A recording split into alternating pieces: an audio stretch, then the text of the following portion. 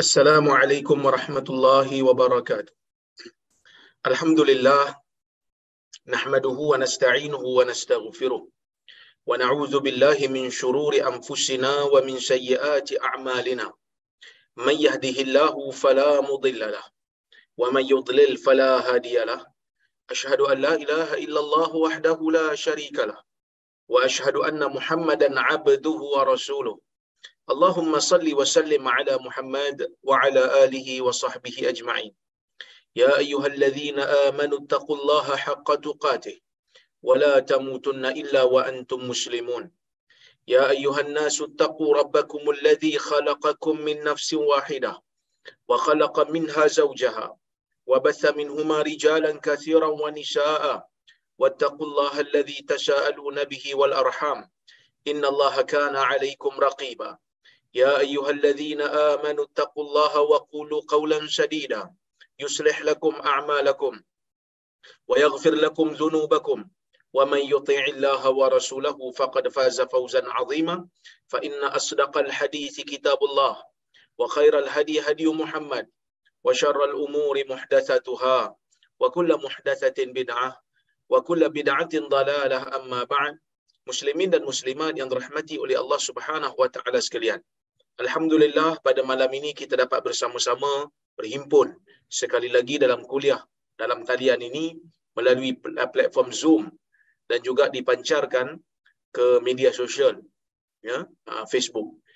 Kita nak masuk hari ini dalam bab yang baru daripada kitab Umdatul Ahkam karya Al-Imam Abdul Ghani Al-Maqdisi ini. Yang mana bab yang kita nak bincang hari ini ialah babus sufuf. Bab pada membicarakan berkaitan dengan saf-saf.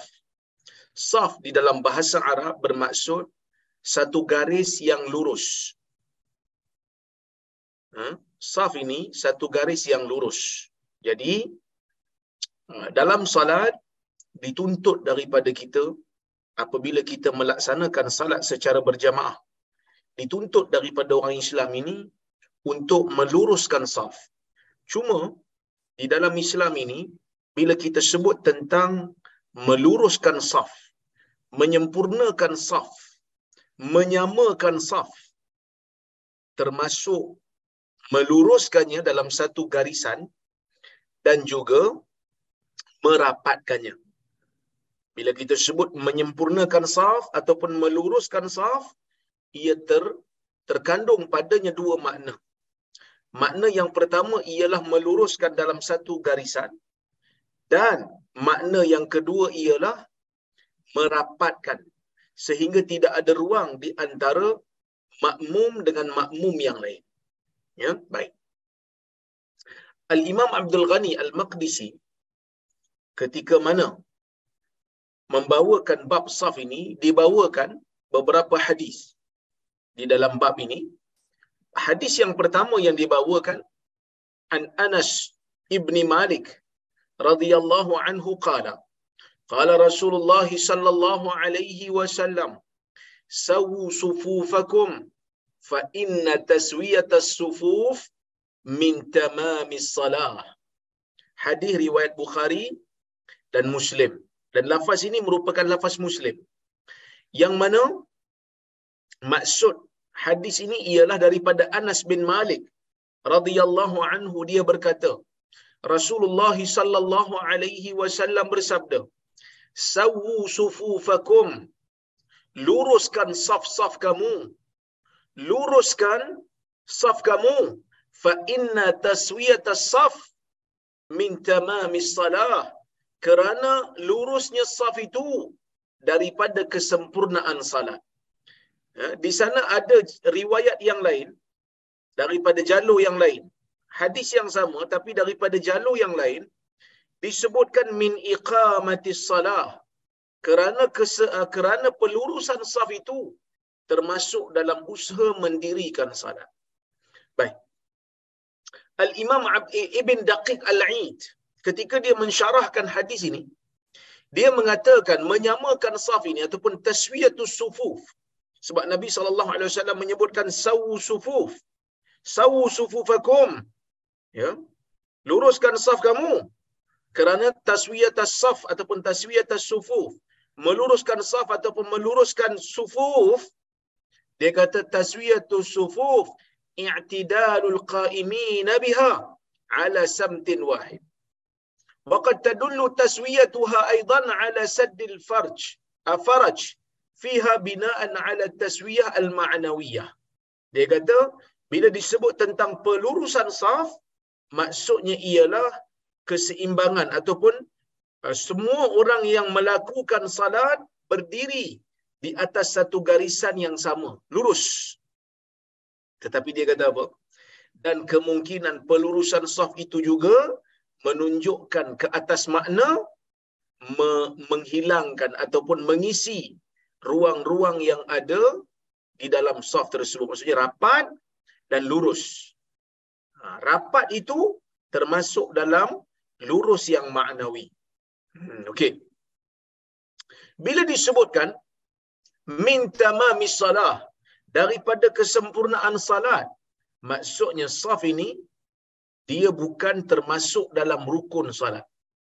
Dengan makna, dengan kata lain, kalau seseorang itu salat di belakang imam dalam keadaan safnya itu tidak lurus, ataupun dalam keadaan safnya itu tidak rapat, maka salatnya itu selagi mana rukun yang lain dan syarat yang lain terpelihara, rukun yang lain ataupun syarat yang lain cukup, maka salatnya itu tidak terganggu.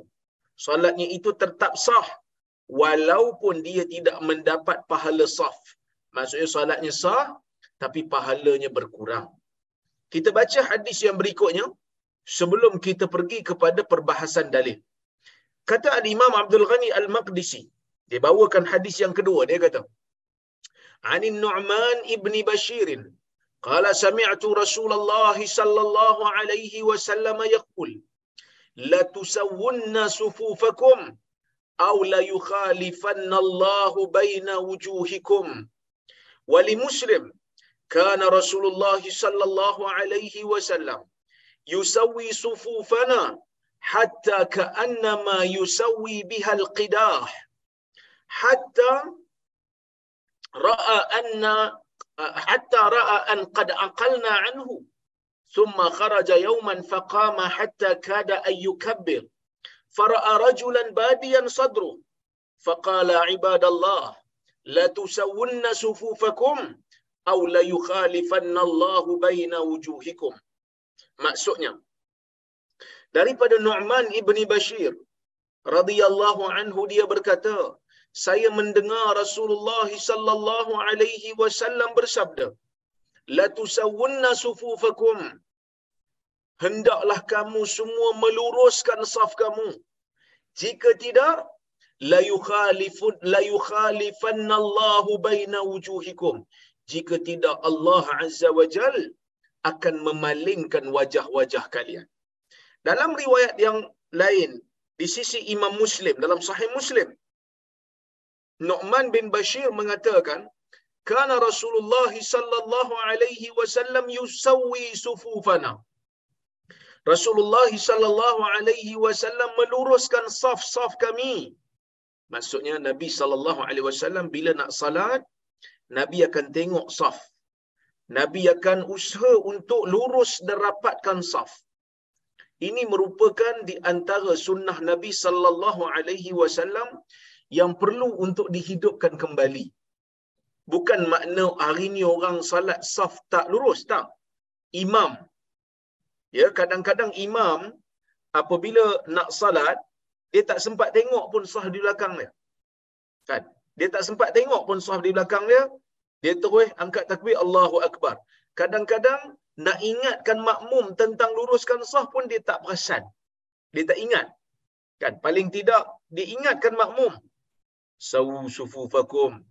Kalau di Mekah kita akan tengok imam-imam sebelum salat akan peringatkan makmum. Dia kata apa?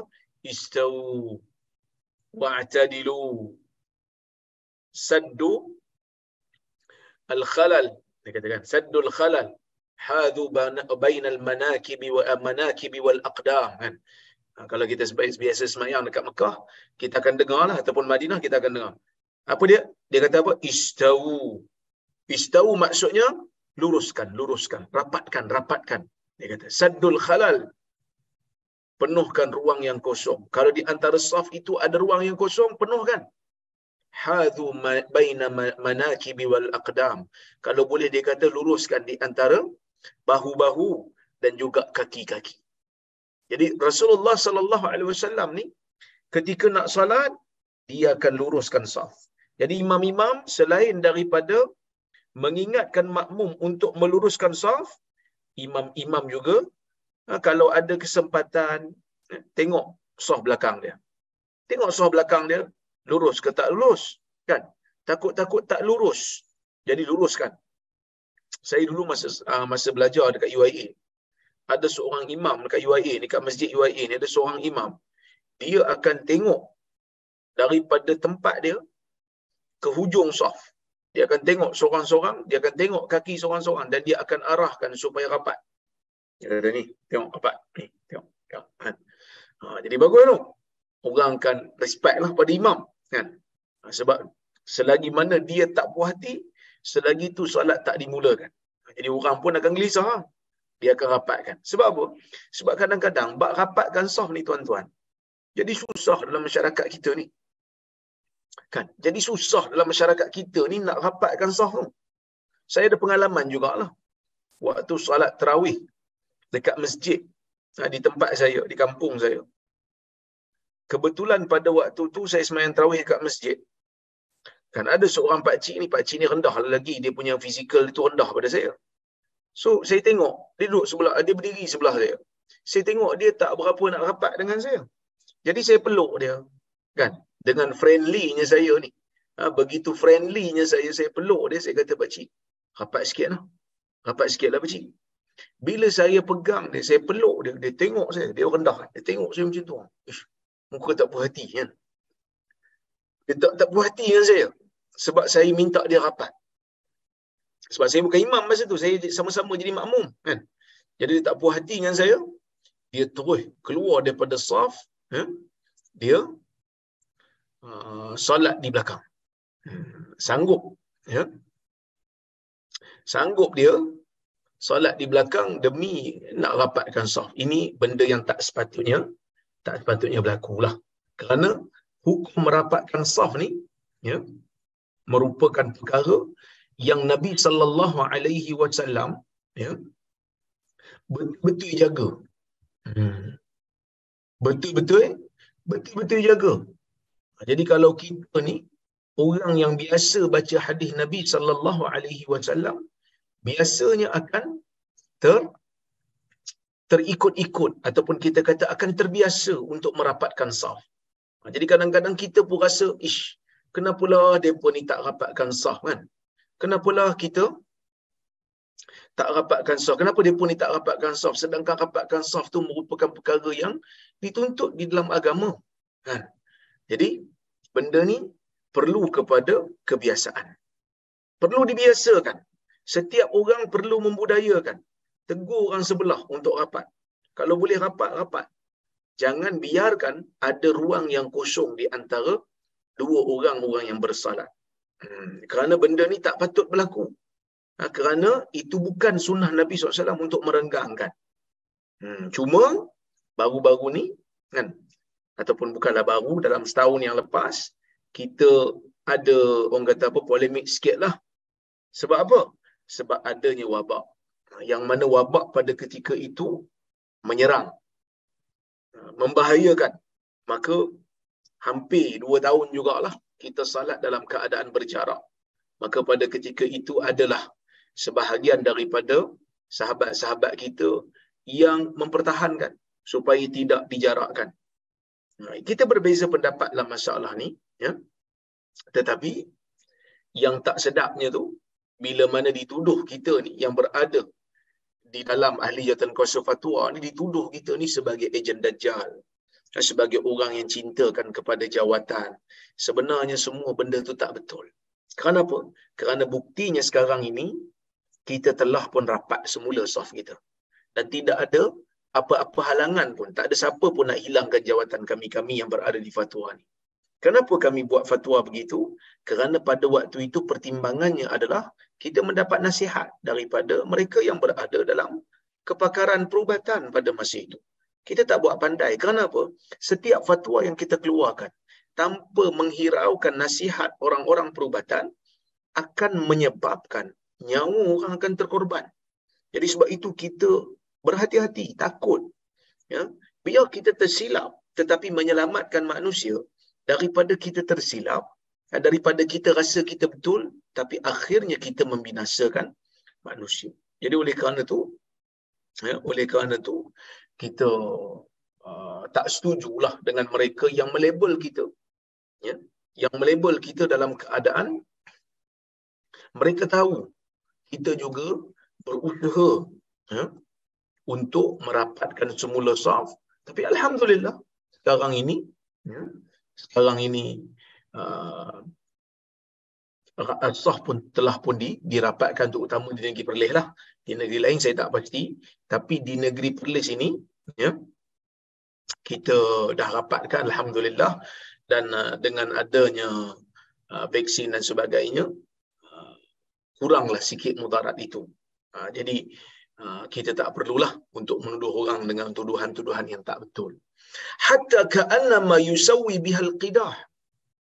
Kata Nu'man, seolah-olah Nabi SAW ni luruskan kami ni, ya, luruskan saf kami ni dengan anak panah yang lurus tu. Hatta ra'a an qad aqalna anhu, sehingga bila Nabi SAW melihat kami dah faham dah, ya, kami dah faham dah arahan Nabi SAW, ya, kami dah melaksanakan arahan Nabi SAW. Summa kharaja yauman, kemudian Nabi SAW pada satu hari Nabi keluar, Nabi berdiri, hatta kada ayyukabbir, sehingga Nabi SAW dekat-dekat nak bertakbir untuk salat. Fara'a rajulan badiyan sadruh, Nabi terlihat seorang lelaki, seorang sahabat dalam keadaan dadanya agak sedikit terkedepan daripada saf. Faqala, lalu Nabi SAW pun memperingatkan, ibadallah, wahai hamba Allah, la tusawwunna sufufakum aw la yukhalifanna Allahu baina wujuhikum. Wahai hamba-hamba Allah, luruskanlah saf-saf kamu, ataupun tidak, jika tidak, Allah Azza wa Jal akan memalingkan wajah-wajah kalian. Baik. Di sini tuan-tuan dan puan-puan rahmati Allah sekalian, para ulama meletakkan satu hukum yang kita mungkin tak perasan apa dia. Bagi seorang imam, ketika mana iqamah telah dilaksanakan dan dia sedang nak melaksanakan salat dekat-dekat, ya, dekat-dekat, untuk dia mengangkat takbir, sebelum dia angkat takbir dia boleh bercakap. Dia dibenarkan untuk bercakap jika ada keperluan. Dan inilah yang disebut oleh para ulama. Di antara iqamah dan juga nak masuk dalam salat itu, betul, di sana ada khilaf di kalangan para ulama, seperti mana yang disebutkan oleh Al-Imam Nawawi rahimahullah.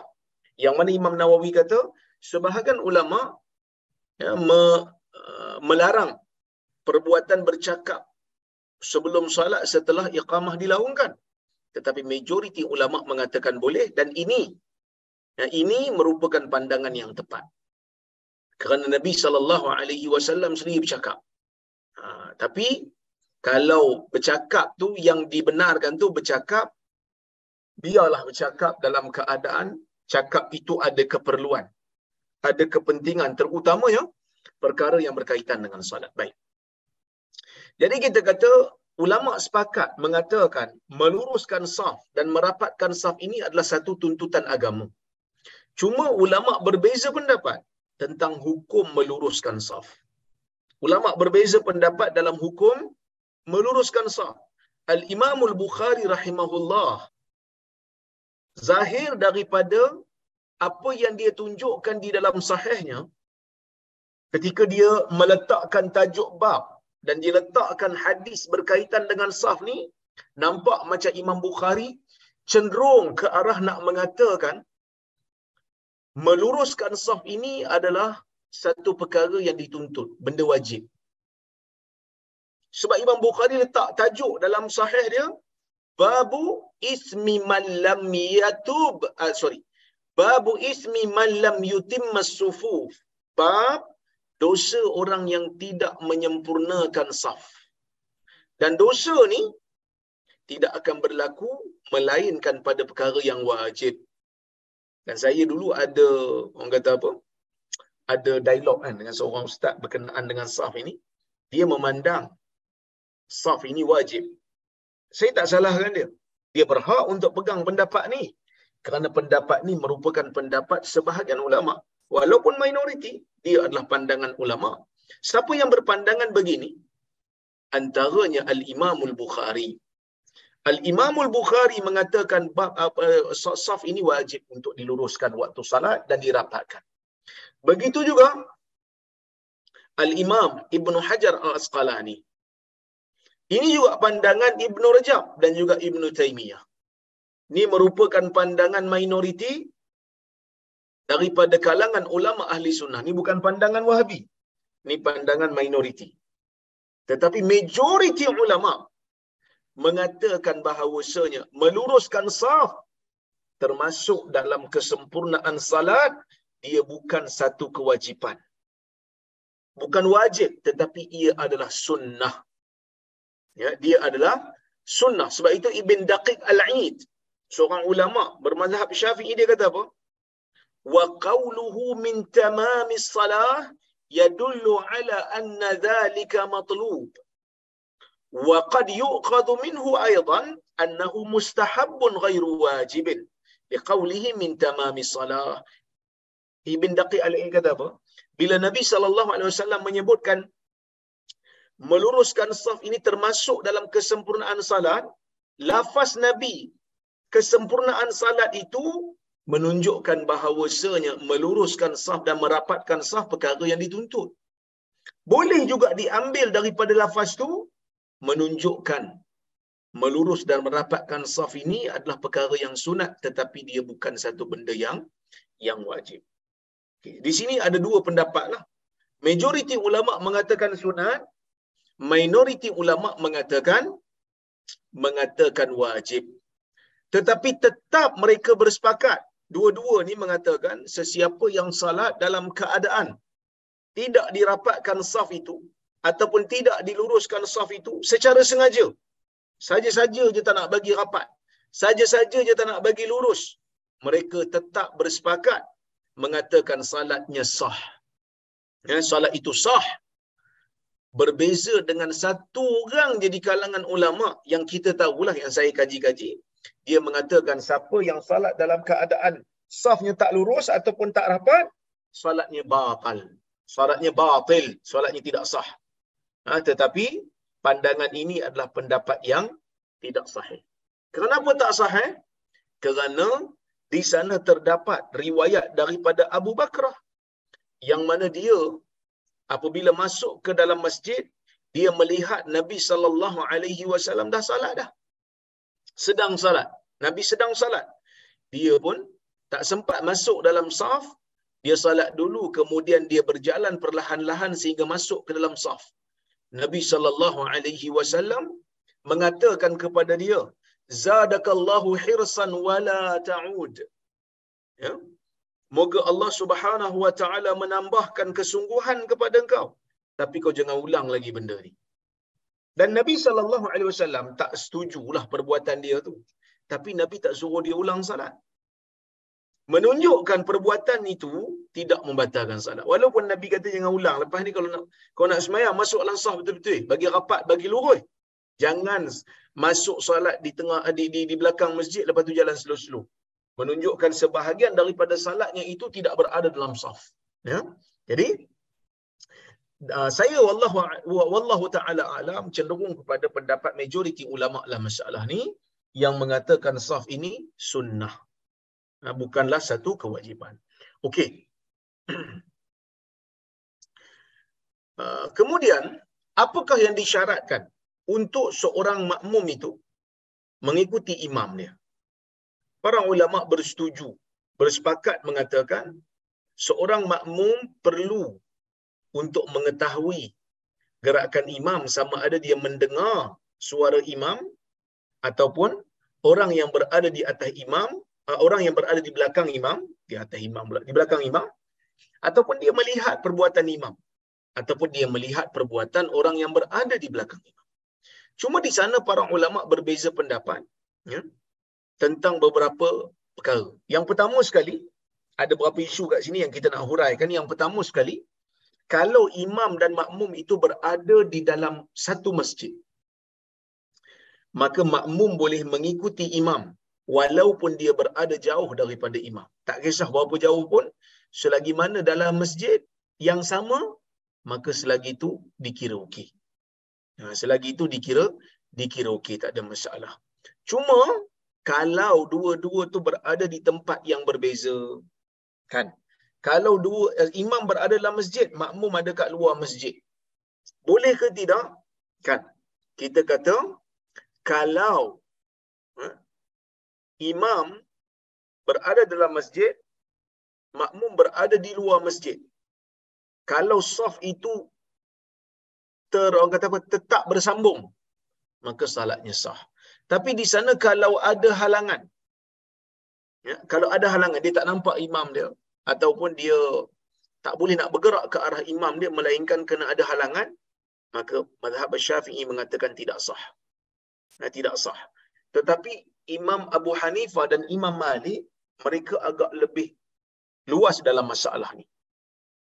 Mereka mengatakan, Abu Hanifah dan juga Maliki, mereka kata selagi mana dia mendengar gerakan imam, dia tahu gerakan imam dan dia dengar gerakan imam, maka dia boleh untuk mengikuti imam tersebut. Ya, boleh untuk mengikuti imam tersebut kerana dia kata dia dah dengar, kira okeylah. Tetapi wallahu taala alam, pendapat yang tepat dalam masalah ni ialah dibenarkan untuk dia mengikut imam kalau dia tahu gerakan imam dan dia nampaklah orang yang safnya rapat ataupun bersangkutan ataupun bersambung dengan imam. Okey, baik. Kalaulah di antara imam dan makmum itu ada yang menghalang seperti sungai ataupun jalan. Contohnya makmum seberang jalan, imam seberang sana, makmum seberang sini. Kan? Kalaulah kata, ya, di antara keduanya itu ada jalan ataupun sungai yang kapal boleh lalu, maka tidak sah salatnya mengikut Abu Hanifah. Kerana dia kata jalan tengah-tengah tu bukan tempat untuk salat. Jadi dia menghalang kesempurnaan, dia menghalang saf itu daripada bersambung. Tetapi mazhab Malik, mazhab al-Imam Syafi'i, Imam Bukhari juga dan Imam Ahmad mengatakan salat seperti ini sah jika dia melihat imam, dia nampak imam, ataupun dia mendengar takbir imam. Maksudnya kalau imam belah sana dan dia belah sini, tengah-tengah ada jalan, dia nampak gerakan imam ataupun dengar takbir imam, ataupun dia nampak gerakan orang yang safnya bersambung dengan imam di belah sana tu, maka tidak menjadi masalah, salatnya dihukum sebagai sah. Okey. Clear? Cuma di sini ada lagi satu perbahasan bila kita sebut tentang saf. Satu lagi perbahasan yang kadang-kadang kita tak perasan. Dalam isu ni ada khilaf sebenarnya. Apa dia? Makmum yang salat, makmum yang kedudukan dia berada di depan imam.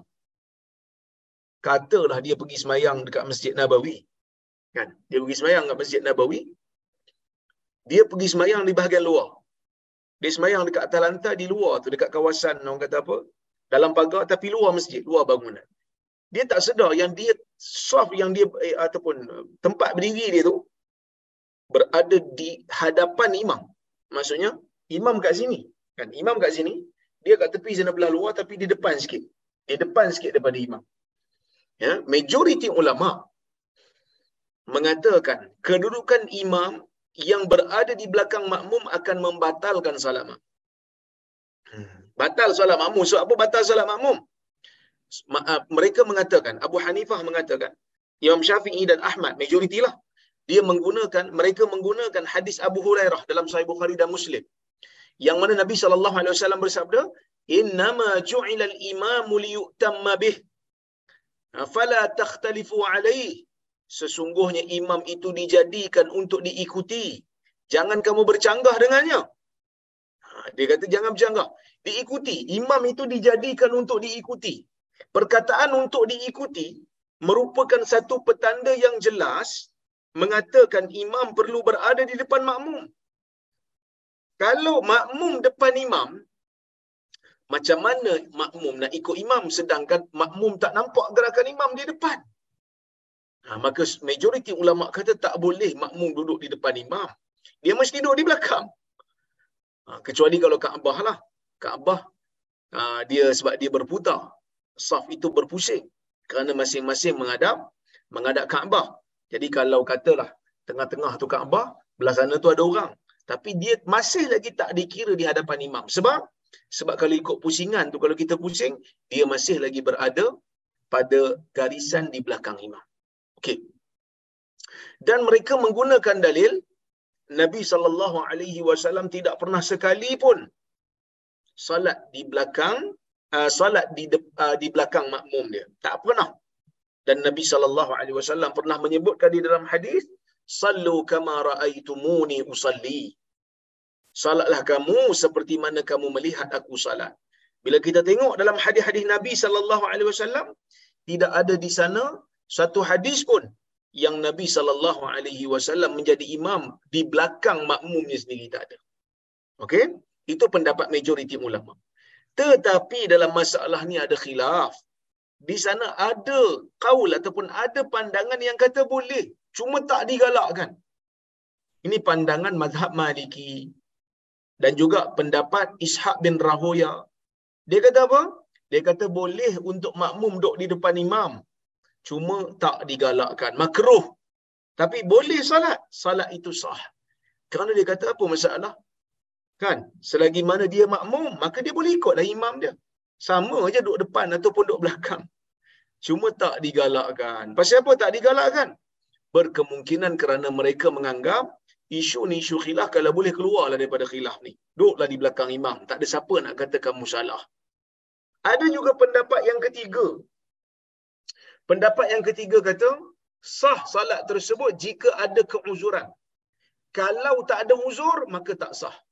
Contohnya, bila mana terlalu sesak dan tak ada tempat untuk salat, melainkan di hadapan sedikit daripada imam, maka salat tersebut dikira sebagai sah. Dikira sebagai sah. Ini adalah pendapat Ibn Taymiyah.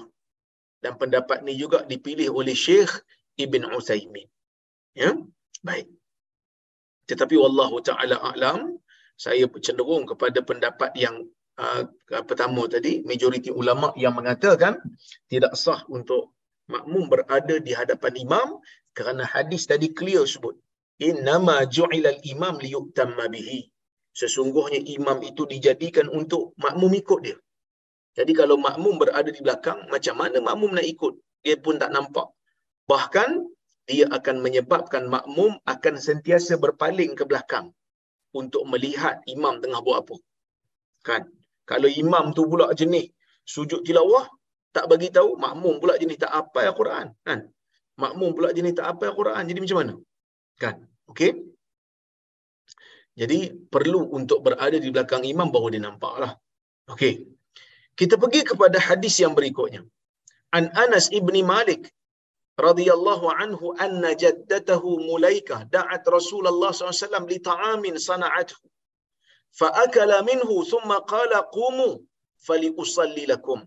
Qala Anas faqumtu ila hasirin lana qad iswadda min tuli ma lubis fanadahtuhu bima faqama alayhi Rasulullah sallallahu alaihi wasallam وصففت أنا واليتيم وراءه والعجوز من ورائنا فصلى لنا ركعتين ثم انصرف.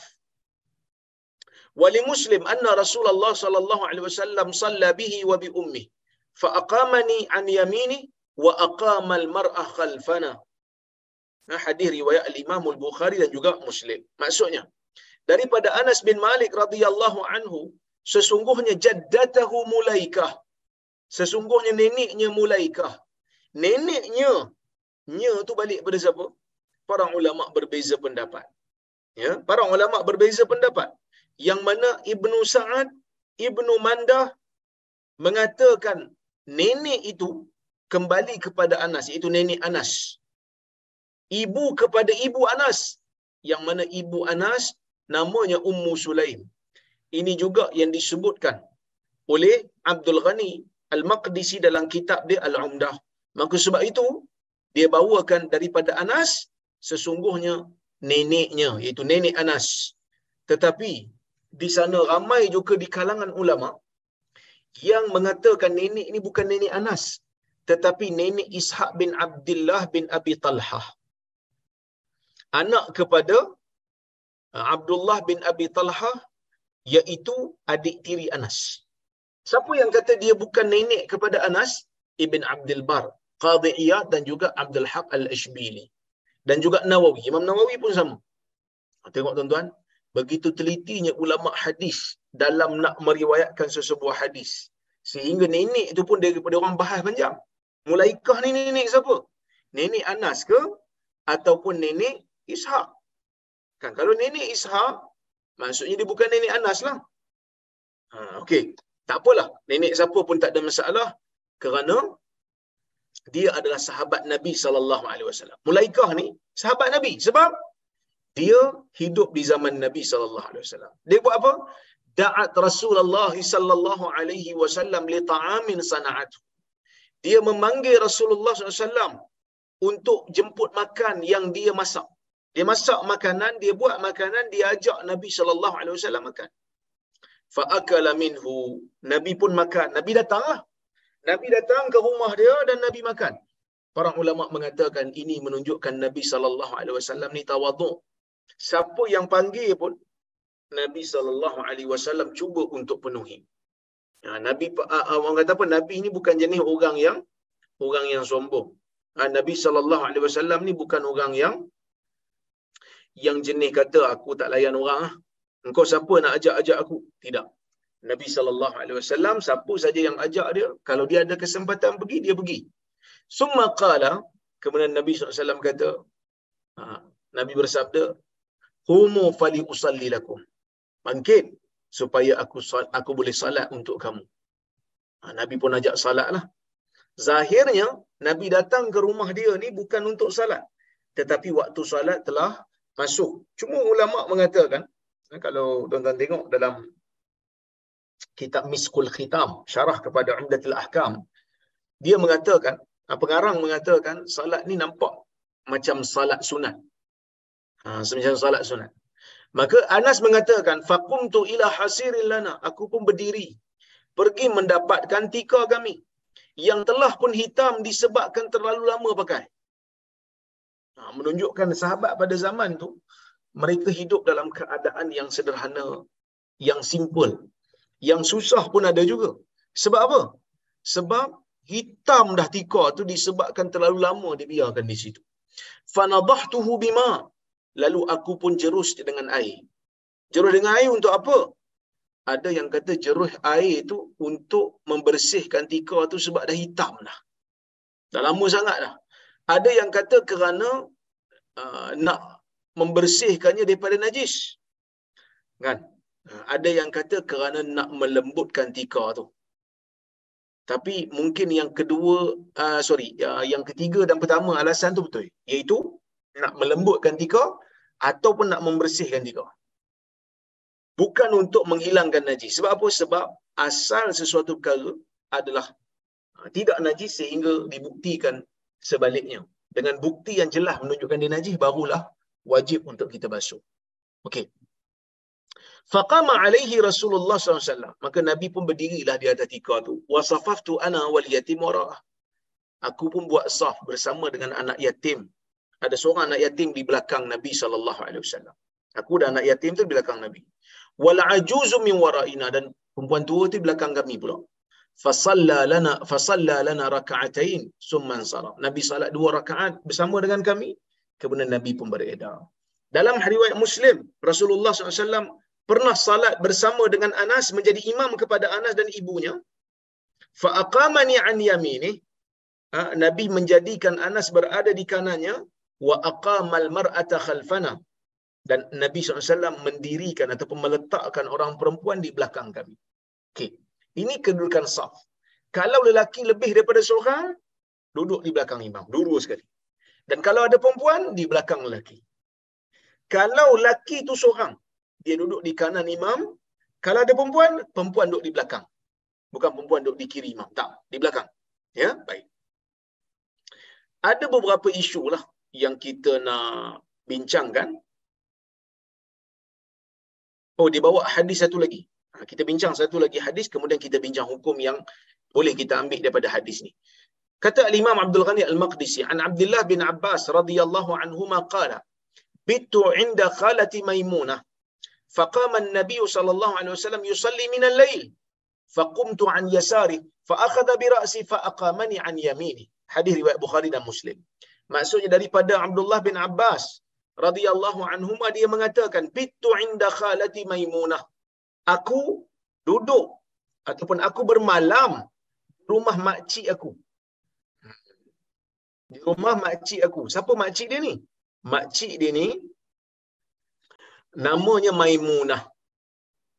Dia duduk di rumah bermalam di rumah Maimunah, yang mana Maimunah ini mak ataupun mak saudara dia belah ibu.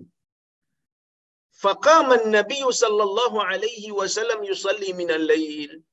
Kan? Yang mana pada waktu malam Nabi pun bangkit nak qiyamul lail. Pasal apa Nabi ada kat situ? Ni rumah Nabi ya. Sebab Maimunah tu isteri Nabi sallallahu alaihi wasallam, iaitu Maimunah bintul Harith. Faqumtu an yasarih, kata Ibn Abbas, aku duduk di kanan Nabi. Maksudnya aku ikut Nabi salat sekali, aku menjadikan Nabi sebagai imam. Aku duduk belah kiri Nabi. Fa akhadha bi ra'si fa aqamani an yamini. Nabi pun ambil kepala aku dan Nabi meletakkan aku di kanannya. Waktu tu umur Ibn Abbas sekitar 7 tahun lah. Okey. Kita tengok pertama sekali, makmum ni kalau dia seorang diri, disunatkan dia untuk berada di kanan imam. Sunat. Kenapa saya kata sunat? Kerana Ibnu Abbas pernah duduk di kiri Nabi sallallahu alaihi wasallam. Nabi palingkan dia ke kanan dan Nabi tak suruh dia ulang salat. Kalau duduk di kanan itu wajib, maka dah tentu Nabi akan suruh dia ulang balik solat dia. Kerana sebahagian daripada salat dia telah dilaksanakan dalam keadaan dia berada di kiri Nabi sallallahu alaihi wasallam. Tapi kita tak nafikan berada di kanan imam bagi makmum lelaki yang seorang diri adalah sunnah. Adalah sunnah, jadi kita duduk di kanan. Cuma para ulama berbeza pendapat. Kanan imam ni nak selari ataupun di belakang sikit. Sebahagian daripada kita kadang-kadang terlalu belakang. Sedangkan kita ni seorang-seorang diri. Tapi dia punya belakang tu sampai orang tak kata dia kanan, orang kata dia belakang. Jadi kita kena ambil hadis ni. Hadis ni kata di kanan. Dalam mazhab Syafi'i kata kanan. Cuma oleh kerana imam tu perlu berada di depan sikit, maka di depan sikit je. Kalau boleh depan sikit je. Supaya bila orang tengok, dia masih lagi berada di kanan imam. Iaitu makmum tu. Jangan terlalu ke belakang, walaupun di belah kanan, nanti tak nampak macam di kanan, nampak macam di belakang. Okey. Al-Imam Al-Bukhari zahirnya nampak macam nak kata sekata ataupun setara. Jadi kalau seseorang dia salat di belakang imam dan dia seorang-seorang je makmum, kalau ikut pendapat sebahagian ulama hadis, dia kata selari. Tak perlu imam ke depan sikit, tak perlu. Sebab dalam hadis kata, Ibnu Abbas kata, aku duduk di kiri Nabi sallallahu alaihi wasallam, menjadi makmum kepada Nabi untuk qiyamul lail. Nabi meletakkan aku di kanan. Dia tak kata kanan dan belakang sikit, dia kata kanan. Isu ni isu khilaf di kalangan para ulama. Ya, walaupun nampak macam zahir hadis tu menyokong pendapat muhaddisin, tetapi majoriti ulama mengatakan dah imam kan dia mesti depan sikit. Jadi isu ni tak perlu gaduh lah. Saya cenderung kepada pendapat yang kedua ni lah. Selari dengan imam, iaitu belah kanan imam. Perempuan pula. Di mana tempat perempuan? Kan? Kalau perempuan, apabila mereka melakukan saf ataupun berada dalam saf di belakang lelaki dan tidak ada perempuan yang bersama dengan mereka. Tak ada perempuan bersama dengan dia, sorry. Tak ada perempuan lain bersama dengan dia, maka dia boleh solat seorang-seorang di belakang lelaki tersebut. Ya, di belakang lelaki tersebut. Tapi kalau perempuan solat di belakang saf seorang-seorang sedangkan ada perempuan lain, ya, ada perempuan lain yang solat bersama, boleh tak dia solat di belakang saf seorang-seorang? Dalam mazhab Hambali, satu pandangan dalam mazhab Hambali kata salatnya tak sah. Tetapi majoriti ulama mengatakan sah. Sebab apa? Sebab Nabi SAW ada sebuah hadis, Nabi tak suka orang yang salat seorang sendirian di belakang saf. La salata lil munfarid khalfas saf. Tidak ada salat bagi orang yang duduk seorang-seorang di belakang saf, sedangkan ada ruang untuk dia salat bersama dengan jemaah yang lain. Ya, baik. Pendapat yang tepat sah salatnya. Sah salatnya, tapi perbuatannya itu makruh. Baik. Boleh tak orang perempuan dalam satu saf, dalam semayang, dia duduk satu saf dengan lelaki? Boleh tak? Contohnya, dalam saf tu, perempuan, kiri kanan dia lelaki. Ataupun perempuan dalam saf berada di depan lelaki. Okey. Majoriti ulama mengatakan, salat orang perempuan di depan lelaki. Ataupun di kanan. Ya, ataupun di kanan merupakan perbuatan yang makruh. Tapi salatnya dianggap sebagai sah. Salatnya dianggap sebagai sah. Cuma perbuatan itu adalah perbuatan yang makruh. Ya. Dan salat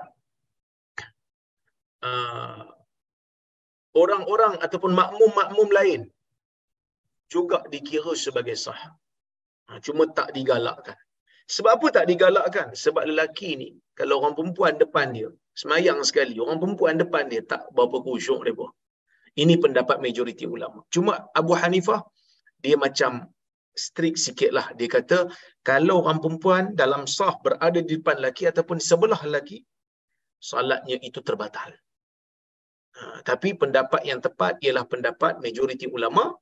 Jadi, kalau kita lah umpamanya pergi haji ataupun pergi umrah, pergi umrah, tengok-tengok dalam masjid tu terpaksa salat di hadapan saf perempuan dalam Masjidil Haram, terlalu apa ni orang kata, kawasan tu terlalu padat, tak ada tempat dah untuk salat, maka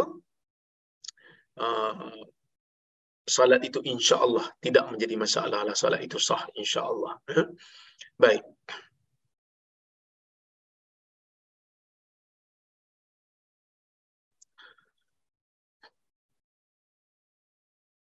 Saya sebut tadi, makmum kalau dia seorang-seorang, salat bersama dengan imam, dia berada di kanan imam. Inilah pendapat majoriti ulama. Ya, ini pendapat majoriti ulama dalam hadis riwayat Ibn Abbas tadi telah menunjukkan demikian.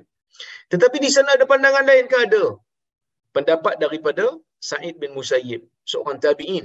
Dia kata duduk di kiri imam. Tetapi pendapat dia ni, ya, pendapat dia ni pendapat yang menyanggahi hadis. Ibrahim An-Nakhai mengatakan duduk di belakang imam, sedangkan dia seorang-seorang. Ini pendapat yang menyanggahi hadis Nabi SAW. Kalau dua orang, maka dia duduk di belakang. Kalau dua orang makmum, dia duduk di belakang. Imam duduk depan-depan. Imam duduk depan-depan. Okey.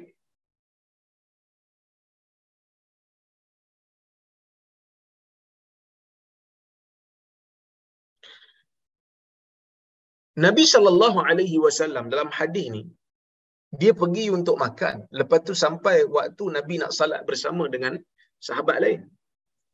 Para ulama mengatakan salat ini adalah salat sunat, bukan salat fardu. Oleh kerana tu, sebab salat ni dia 3 rakaat. 2 rakaat. 2 rakaat. Jadi kalau Nabi pergi waktu siang, salat zuhur 4, bukan 2. Kalau Nabi pergi malam, salat maghrib 3 ataupun salat isyak 4, dia tak ada 2. Jadi dah tentu salat ni salat sunat. Tak mungkin salat itu adalah salat subuh. Sebab salat subuh waktu orang tidur. Kan waktu orang tidur takkanlah malaikah nak dipanggil Nabi SAW sebelum subuh. Jadi nampaknya salat tu salat sunat. Boleh ke salat sunat dilakukan secara berjamaah? Kan persoalannya, boleh atau tidak salat sunat dilakukan secara berjamaah? Kita kata di sana Ibn Taymiyah telah pun menjawab. Dia kata apa? Di sana ada solat sunat yang memang digalakkan berjemaah. Umpamanya macam solat gerhana. Umpamanya qiyam Ramadan, qiyamul lail Ramadan. Umpamanya solat hari raya. Itu semua solat sunat dan digalakkan untuk dilaksanakan berjemaah. Selama-lamanya buat berjemaah pun tak apa. Bila ada gerhana aja buat berjemaah. Bila ada gerhana aja buat berjemaah. Bila ada raya aja buat solat raya berjemaah. Bila ada Ramadan je buat berjemaah. Tak ada masalah. Ini benda yang ditunjukkan oleh Nabi SAW. Tetapi di sana ada salat-salat sunat yang tidak dilaksanakan berjemaah. Kalau kita tengok dalam hadis, ada salat-salat yang tak dilakukan berjemaah. Contohnya macam salat sunat wudu. Macam salat qabliyah dan ba'diyah. Kan? Tapi kalau salat sunat mutlak, boleh tak dilakukan berjamaah? Kalau contoh solat duha, boleh buat jemaah tak? Solat duha ada riwayat yang menunjukkan Nabi SAW melakukannya dengan berjamaah, iaitu Nabi membuka kota Mekah, Nabi salat bersama dengan para sahabat duha 8 rakaat secara berjamaah. Jadi kalau solat-solat sunat ni dilakukan secara berjamaah kadang-kala, maka tidak menjadi masalah, dibenarkan. Wallahu ta'ala a'lamu bissawab. Jadi itulah lebih kurang yang saya boleh sampaikan untuk malam ini berkaitan dengan sah. Dan insya-Allah jika ada kesempatan dan waktu, ada umur yang panjang, kita akan sambung dengan bab al-imamah. Itu bab berkaitan dengan imamah, bab yang berkaitan dengan hukum hakam yang berkaitan dengan imam solat berjemaah, insya-Allah. Jadi saya tengok kalau ada soalan ataupun komentar, saya adukan insya-Allah. Saya cuba jawablah, mana banyak soalan ni. Saya tengok mana yang sempat je lah, insya-Allah.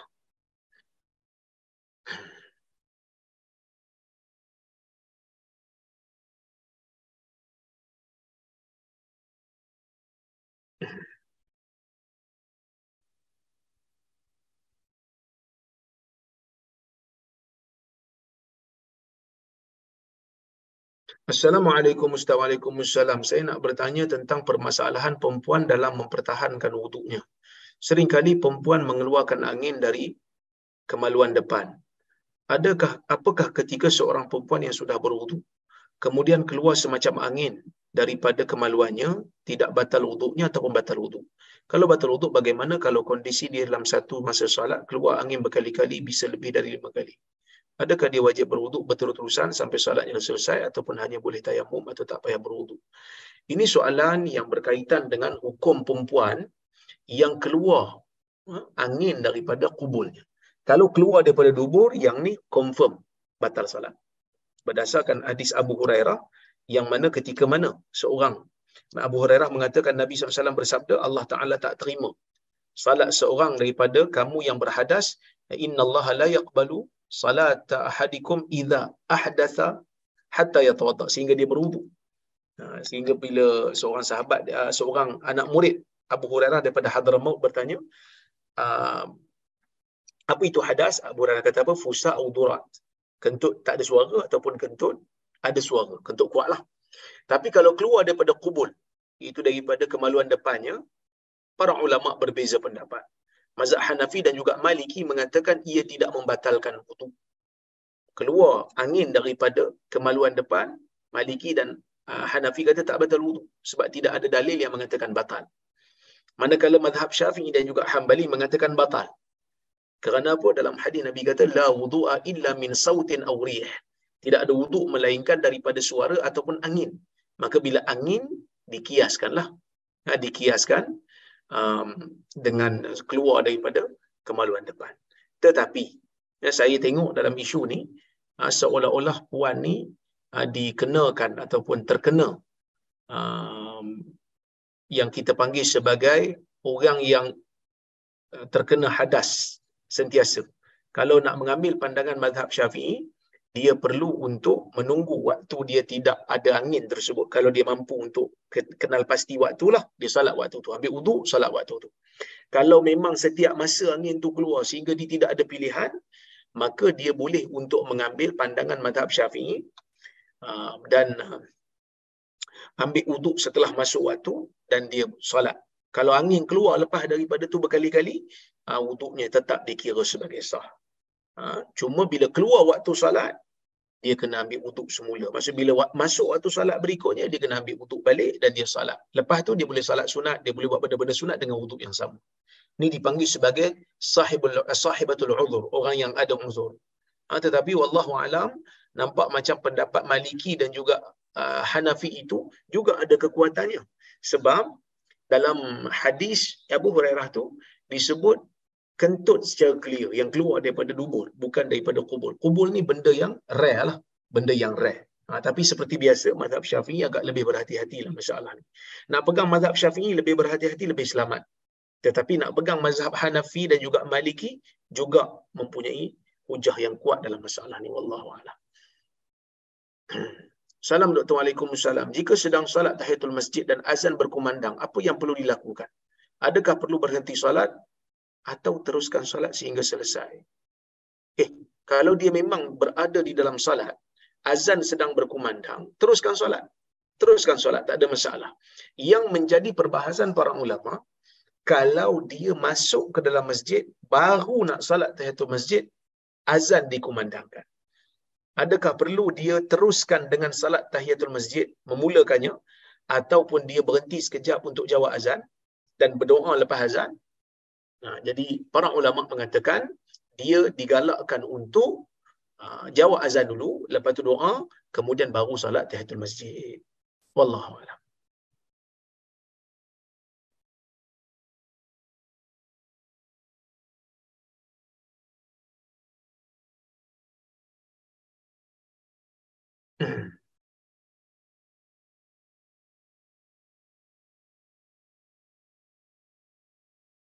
Salam Dr. Waalaikumsalam. Ada atau tidak jarak had maksimum di antara imam dan makmum?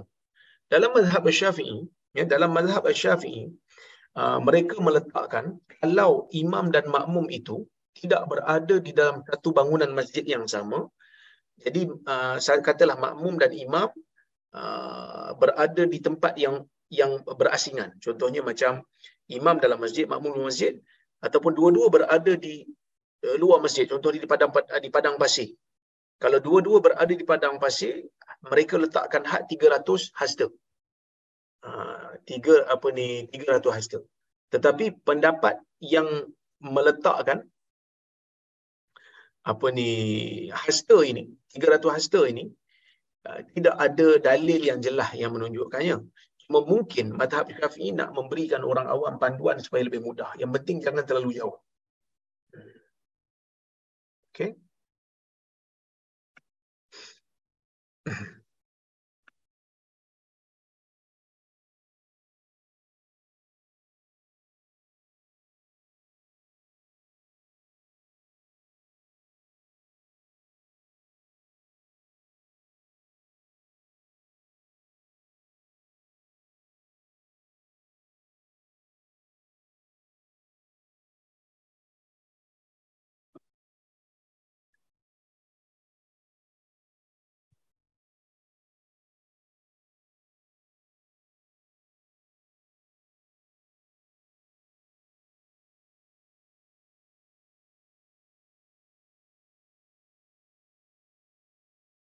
Assalamualaikum Dr. Waalaikumsalam. Boleh atau tidak perempuan iqamah jika salat berjemaah dengan imam perempuan? Ataupun jika imam itu lelaki dan tiada lelaki lain? Kita dah bincang isu ni dalam kuliah-kuliah yang lepas, iaitu yang pertama, orang perempuan ini tidak digalakkan untuk melakukan azan. Tidak dilakukan azan lah. Kerana orang perempuan ni dia tidak digalakkan untuk kita panggil mengangkat suaranya di hadapan orang lelaki. Bukan kerana suara itu aurat, tak, tetapi kerana bimbang lelaki itu akan terpesona. Okey. Okay. Baik, manakala iqamah pula, tidak menjadi masalah kalau imam itu perempuan dan makmum itu perempuan.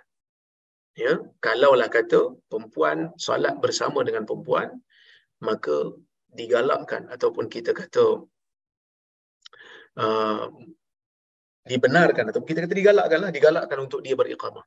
Perempuan iqamah, perempuan jadi imam. Tetapi kalau katakan ya, perempuan tu solat bersama dengan lelaki,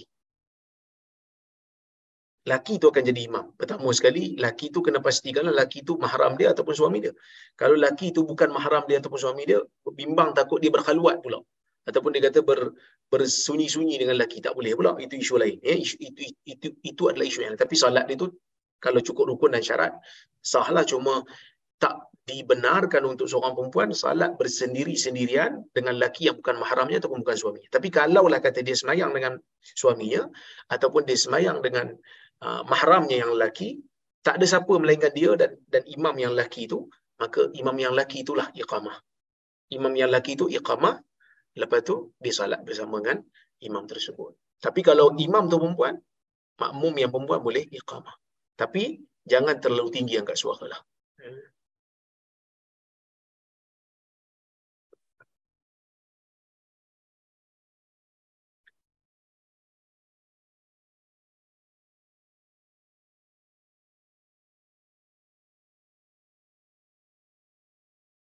Doktor, kalau kita dah tegur orang sebelah kita untuk rapatkan dan luruskan saf, tapi dia buat tak erti je kat kita, apa untuk kita buat? Rapat dan lurus saf ni cukup masalah bagi jemaah perempuan, saya rasa. Kalau kita dah tegur dia, maka terlepaslah tanggungjawab kita. Kalau boleh, kita ajak pula orang lain. Kalau muatlah kawasan tu, tengah-tengah tu, kan? Muat untuk orang lain, masukkan sekali. Ajak orang belakang tu untuk masuk.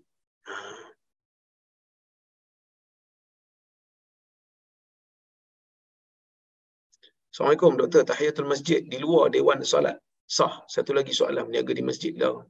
Dia gini, pertama dia ada dua soalan ni. Yang pertama, tahiyatul masjid. Tahiyatul masjid ni, selagi mana dalam bangunan masjid yang mana kawasan itu dikhususkan untuk masjid, dia khususkan untuk solat, maka boleh tahiyatul masjid di situ. Diwakafkan untuk solat, bangunan itu bangunan masjid, boleh untuk dilakukan tahiyatul masjid. Ya, walaupun dia bukan dalam kawasan berkapet. Contohnya macam kawasan berkapet, lepas tu ada pintu kaca, lepas tu di luar tu ada macam beranda sikit, dan itu memang sebahagian daripada bangunan masjid. Orang memang solat di situ. Sah untuk sembahyang tahiyatul masjid di situ. Okey, meniaga di masjid kalau dia bukan di dalam bangunan masjid, dia berada di lapangan masjid, maka itu tidak mengapa mengikut pendapat yang sahih dalam kalangan ulama. Maaf doktor, benarkah doa-doa yang dipetik dari Al-Quran tidak boleh dibaca ketika sujud dalam solat, tapi hanya boleh dibaca selepas bacaan tahiyat terakhir sebelum beri salam? Kalau memang dalam hadis Ali bin Abi Talib, Ali mengatakan Nabi SAW melarang saya untuk membaca Quran ketika sujud. Tetapi kalau dia baca ayat Quran dalam sujud bukan dengan tujuan membaca Quran, tetapi berdoa. Contohnya Rabbana atina fid dunya hasanah, insya-Allah tidak dipersalahkan ataupun tak menjadi halangan. Boleh. Kerana dia bukan baca untuk Quran, dia baca untuk doa. Okey. Doktor, bila di Mekah kondisi cuaca sangat cuaca dan badan kurang sihat, kita solat di hotel, apakah nilainya sama dengan solat di masjid? Kalau dia tak mampu pergi ke masjid, halangan itu menyebabkan dia terhalang untuk pergi ke masjid, bersolat di masjid salat fardu, yang mana solat fardu di Masjidil Haram dia punya pahala dahsyat, dia punya pahala besar, tapi dia tak mampu pergi. Niat dia memang nak pergi, cuma dia terhalang untuk pergi. Jadi niatnya itu sudah memadai untuk mendapatkan dia pahala.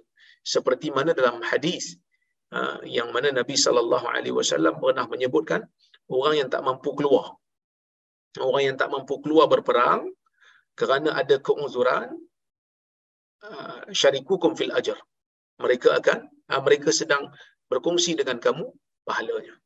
Berkongsi dengan kamu pahalanya. Jadi kalau niat tu ada tetapi terhalang, kalau tak ada halangan tu dia pergi dah, insya-Allah dia akan mendapat pahala. Okey.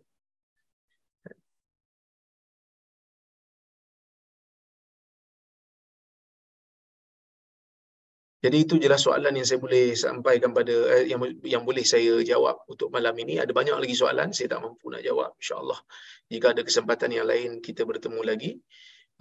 Saya mohon maaf terkasar bahasa, tersilap kata.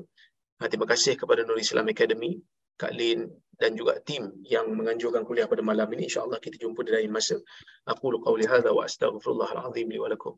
Wassalamualaikum warahmatullahi wabarakatuh.